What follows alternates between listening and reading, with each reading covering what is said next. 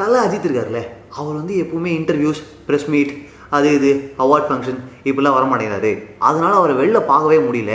இந்த மாதிரி விஷயங்கள்லாம் அவரை சுற்றி இருக்கும்போது சில பிக்சர்ஸ், சில கேண்டிட் லைஃப் பிக்சர்ஸ்லாம் அவரோட டே டு டே லைஃப்லேருந்து அப்படியே ரிலீஸ் பண்ணும்போது இன்டர்நெட்டே என்ன பண்ணுன்னா ஒரே த likes and shares and every thing.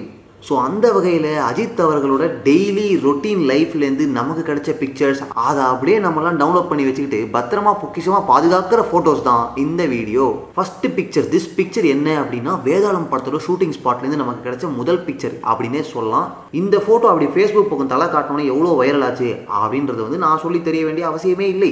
Next actor சூர்யாவோட ஒரு ஃபேமிலி பார்ட்டிக்கு குடும்பத்தோடு அஜித்குமார் வந்திருப்பாரு. அப்போ அவங்க குழந்தைங்க 2 பேரும் பார்த்துக்கிற மாதிரி ஒரு ஃபோட்டோ. அடடா பாட்ட ஃபோட்டோவில் இந்த பிக்சர் வந்து அஜித்குமார் அவர்கள் ஒரு தடவை ஹாஸ்பிட்டல் போயிருக்கும்போது அந்த ஹாஸ்பிட்டல்லையே தான் விஷ்ணு விஷால் அவர்களும் அட்மிட் ஆயிருக்காரு.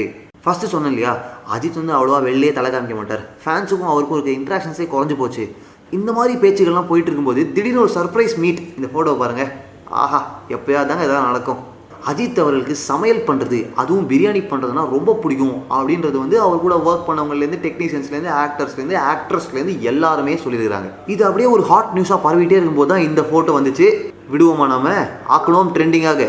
நெக்ஸ்ட்டு அஜித்குமார் அவர்களுடைய 2வது குழந்தை ஆத்விக் அஜித்குமார் பிறந்தப்போ அப்படியே அந்த ஹாஸ்பிட்டலில் ஒர்க் பண்ணுறவங்க கூடலாம் அவர் வந்து ஃபோட்டோ எடுத்துக்கிட்டாரு.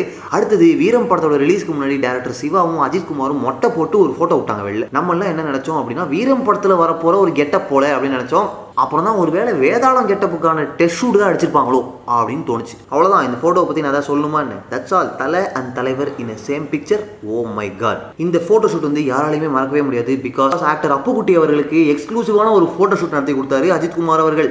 அடுத்தது இந்த ஃபோட்டோ பார்த்தீங்களா, அடடா, நம்ம எல்லாருக்குமே தெரியும் ஆட்டோமொபைல்ஸ், இன்ஜினியரிங், டிசைன், அது மட்டும் இல்லாமல் குக்கிங், இது எல்லாத்துலேயும் வந்து செம்ம இன்ட்ரெஸ்ட் இருக்குது அஜித்குமார் அவர்களுக்கு. அது மட்டும் இல்லாமல் ரேசர் வேறு இல்லையா அவர். ஃபேஸ்புக்கில், ட்விட்டரில் இருக்கிற கோலிவுட் ஃபாலோவர்ஸ் ஒருத்தர் கூட இந்த ஃபோட்டோவை பார்க்காம இருந்திருக்கவே மாட்டோம். தீஸ் 2 ஃபோட்டோஸ் அவ்வளோதாங்க. இது வந்து டிஃபைன் பண்ணுது அஜித்குமார் அஸ் அ பர்சன் யார் அப்படின்றது டிஃபைன் பண்ணுது. #ரெஸ்பெக்ட், அதான் மாரல் ஆஃப் த ஸ்டோரி. இது ரீசெண்ட்டு, மறக்க முடியுமா? இன்னும் 10 வருஷம் கழிச்சு கூட இந்த ஃபோட்டோ வந்து வேறு லெவலில் இருக்கும். அப்போ கூட நம்ம வந்து AK-57க்கு ஒரு ஆனிவர்சரி கொண்டாடுறோம்னு வச்சுக்கோங்களேன், அப்போ கூட இது ட்ரெண்ட் ஆகும்.